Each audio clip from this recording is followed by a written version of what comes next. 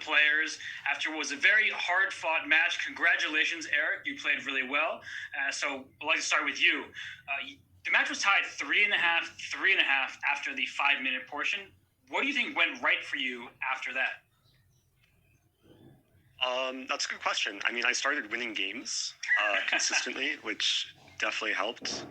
I think the shorter the time control, the more of an advantage I had. I think I was able to avoid flagging in some of these crazy time scrambles, and that can definitely play a big role. So I was happy with the later stage of the match. For sure. And Sagar, what about you? What on your end did you feel like went wrong? I would guess time management would be part of it. But can you maybe explain to people what it's like shifting roles from somebody who talks about chess often to playing it yourself? Yeah, I mean, I was looking forward to this match very much. I know that all the chess knowledge that you gain by, writing stuff, analyzing games, commentating, does not guarantee you a good performance because of the practical playing skills are lacking. So I tried to cover them in the last 20 days or so. I tried to play a bit. I tried to train myself. I think if I had not trained myself, I would have done worse than this.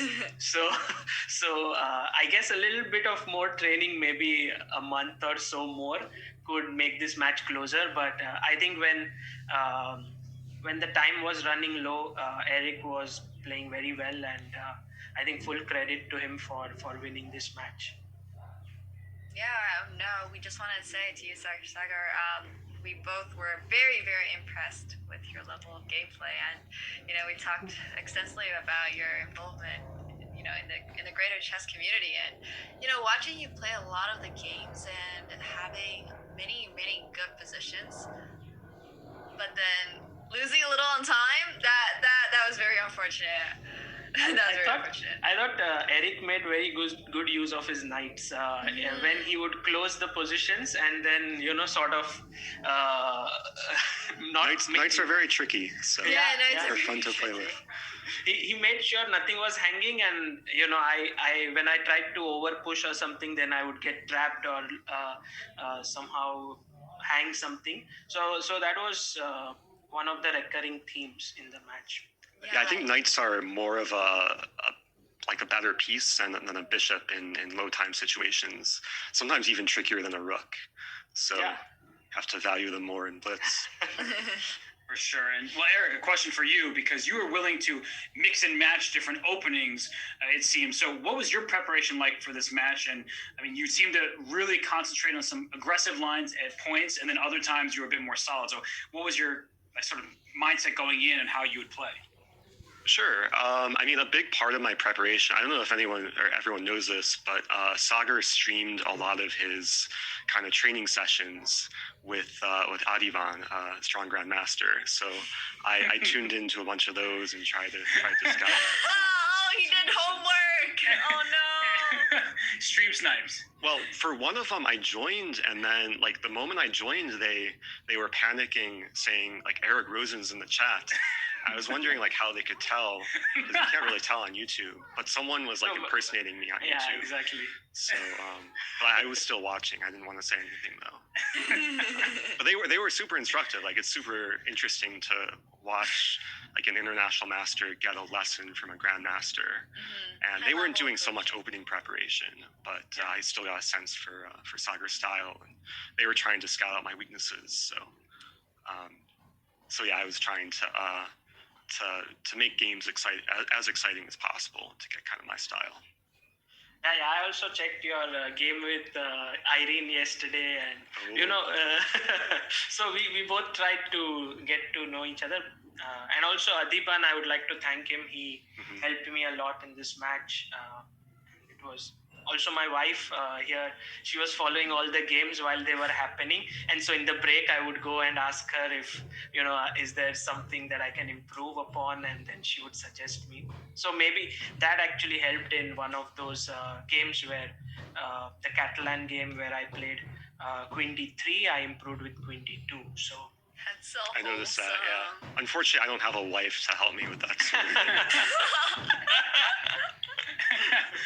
Well, I actually have a follow-up question here, because you were just talking about Sagar working with Audubon, and you do a lot of journalism. I've known about your work and followed you for a long time. But how much work do you put into getting better yourself as a player? Because there's a big difference, of course, between commentating. I know from experience, I'm not improving as a player when I'm commentating and doing all this stuff. You need to focus on your own chess. So how much are you doing, and what is that experience like?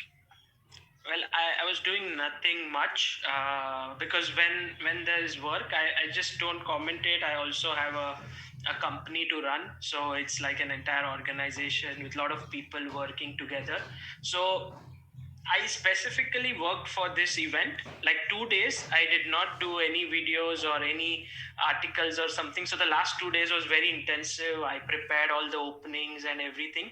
So I think that it's different. Like with regular commentating and annotating, you can really get a good feel for chess. But if you then mix it up with regular practice every day, then you can improve.